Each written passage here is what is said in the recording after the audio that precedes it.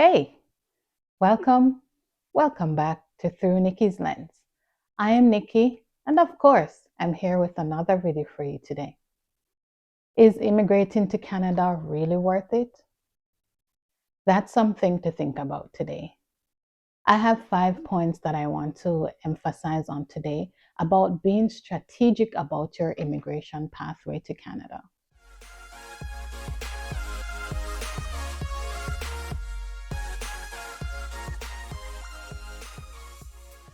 So let's get into the video.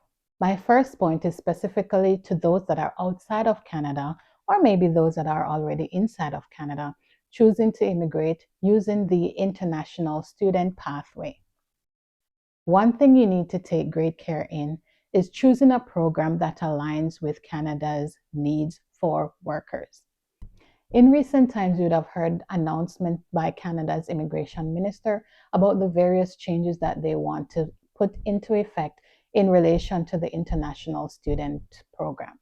These changes are specifically in relation to post-graduation work permit and the various programs that will qualify students to take their spouses with them to Canada to get a spousal open work permit.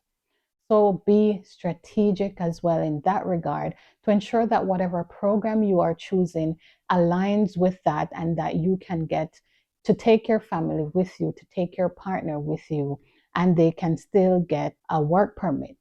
You need to do your research and see what programs and just be on the lookout for the various information that will be updated and when these things will come into effect so that you can choose accordingly. There are various industries that Canada has a shortage for workers in.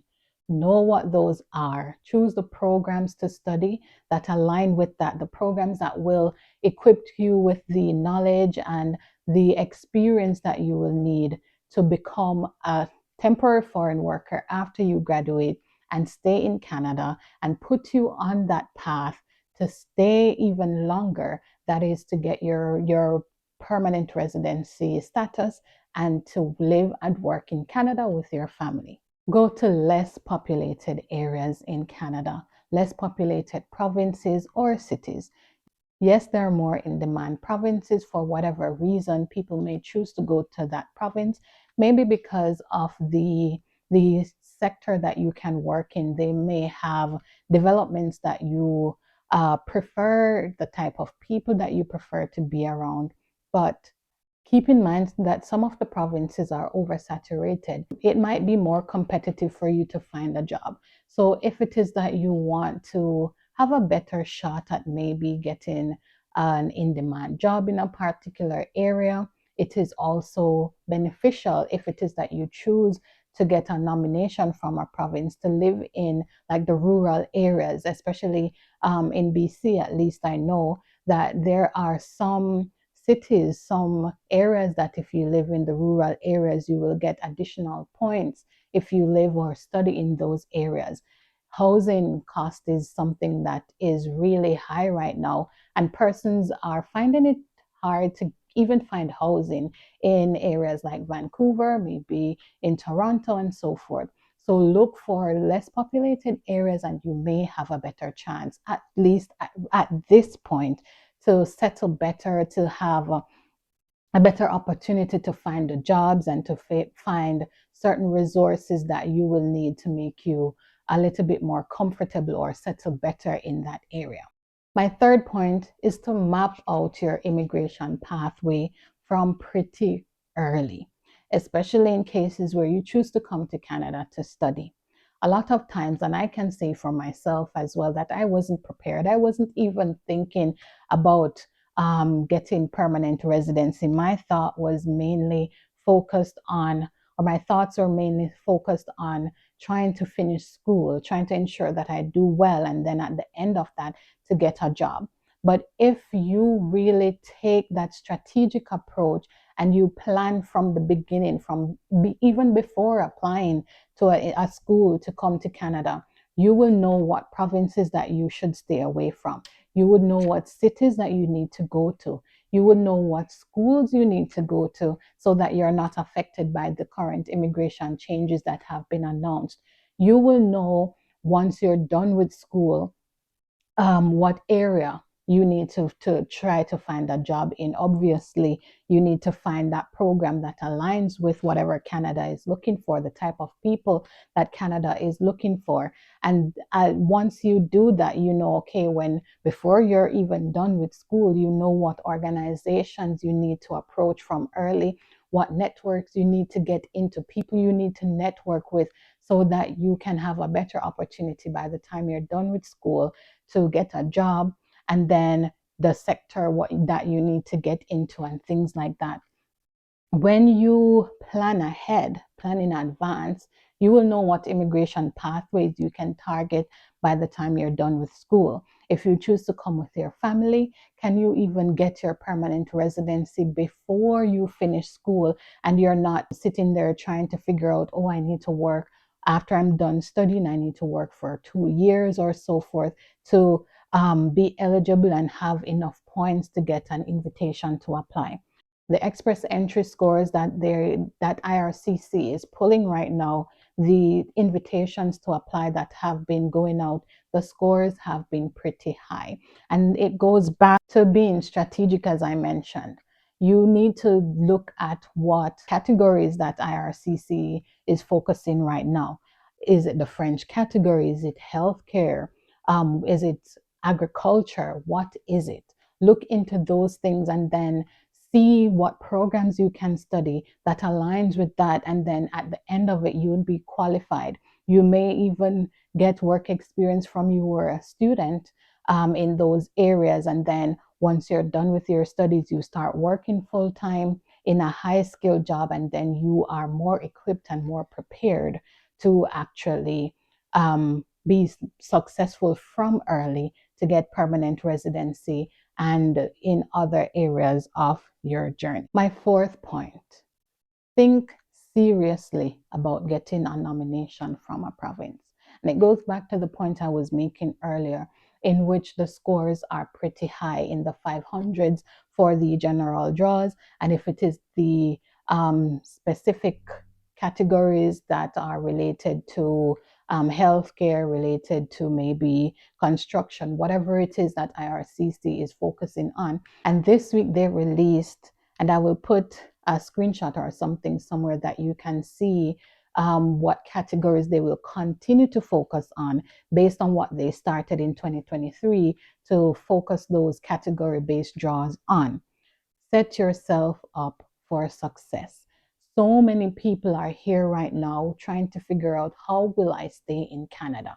And my question that I even asked at the beginning of the video, is it even worth it to really come to Canada or to stay in Canada?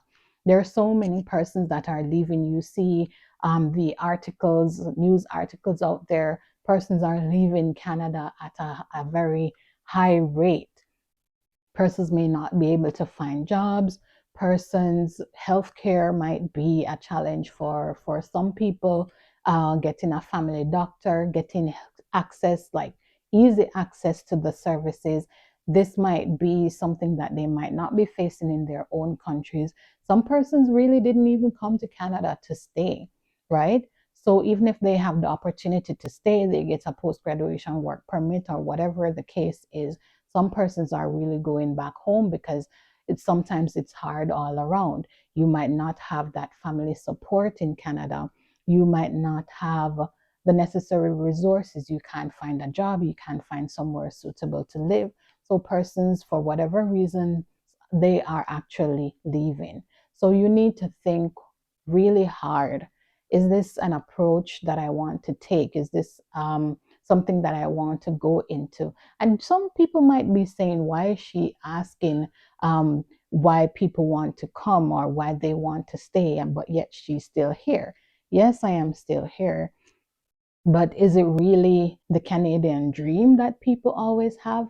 Is it my experiences? Are they what I really wanted or what I really expected? Not necessarily, but I have a goal. I started something, and I don't think I should give up right now and just leave, right? So at the end of it, perseverance is key. And in relation to people who are already here, you might not see a very clear pathway right away, but what can you do?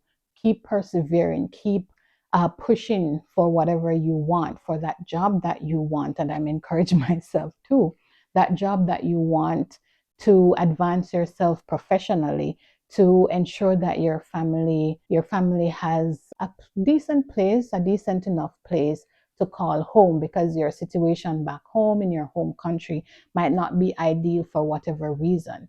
So just think of getting a provincial nomination, as I was talking about earlier, because if you get a provincial nomination from whichever province you're living in, or even before coming here, if you get a job offer in a particular province, you can get that provincial nomination and you stand a better chance, quicker at least, in getting an invitation to apply through express entry if you choose that route, or if you choose to go through the non-express entry route. Think about the various things that you need to do to stay, because you have a higher likelihood, at least in my view, to get an invitation to apply than if you stay in that pool with so many people that you're competing with. What are the odds? Really, look at it logically. What are the odds if you're in the pool and your score is like 300 and something, 400 and something? What are the odds for you to get an invitation to apply right now? Remember, you have 1 year in that express entry pool. So you need to go a step further and try to see if you can get a nomination from a province. And then with that extra 600 points, you would be more likely to get an invitation to apply. Should you really come to Canada? I think I jumped the gun a little bit in one of my previous points, and this is point number 5. I can't stress it enough. There are people who are actually doing well in their own countries. Financially, they're okay. They have their houses, they have their various assets. But certain things, maybe socially, crime might be an issue, cost of living might be an issue. But when you compare to what is happening right now in Canada, the housing prices, can you really buy a house right now? Especially if you're in provinces like British Columbia and maybe Toronto and so forth. Can you buy a house?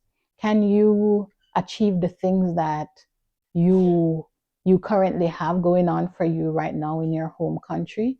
Does it make better sense to go back home? If you're really here already, does it make sense to go back home? Do you think you might be in a better position to be doing better in your home country? Think about those things. I remember having a conversation with somebody some time ago, and it was just about coming to Canada as a student. Does it really make sense? And the point the person was making is that you might really do better in the country that you are than to come here. And for some people, you have to start over. You might be in a management position in your home country, but when you come to Canada, how likely is it that right away you will get an opportunity like that? Not very likely. Some people get a job in a similar job to what they were doing before they came here, but not in all cases that happens for persons. I am in a role for work right now where I see resumes, I would say every day. And a lot of times I look on people's qualifications.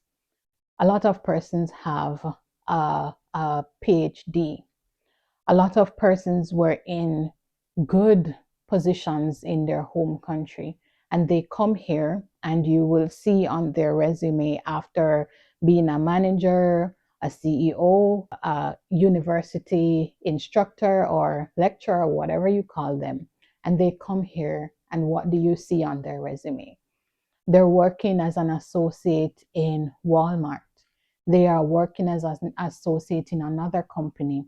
They're working at Tim Hortons. They are working in positions that you really wonder, like, if they were back in their home country, would they be doing things like that? So those are the things I'm talking about, not discouraging anyone. And that's the disclaimer I should have made from early on. I'm not telling anyone do not come.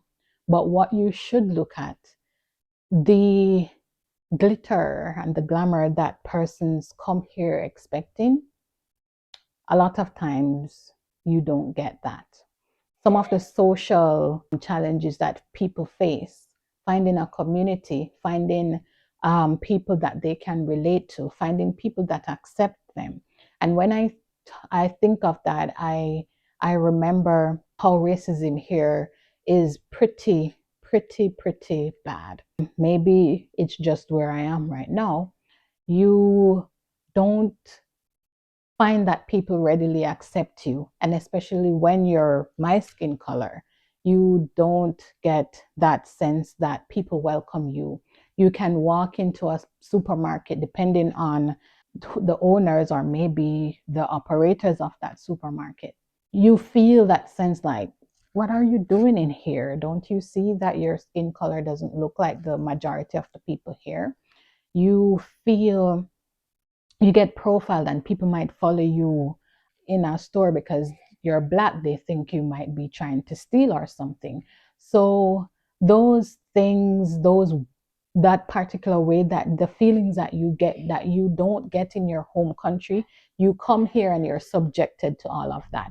So just to think about the possibilities of some of the things that you will experience. Is it really worth it? And I think I will end it here and just reiterate the point. Be strategic if you really choose to come to Canada. A lot of persons are here and are trying to scramble to figure out a way to stay here. So if you're choosing to come, and if you're already here, maybe you might need to change the field that you're in. Maybe go in healthcare. Maybe go into doing something, maybe not your first choice, but that thing, that job that will actually get you permanent residency. Once you get to the place that you want to get, which is to get PR, and then you work your way towards becoming a citizen, then you can choose to go back into the occupation that you really wanted to stay in. So thank you so much for making it through Nikki's Lens, and I'll see you in my next video.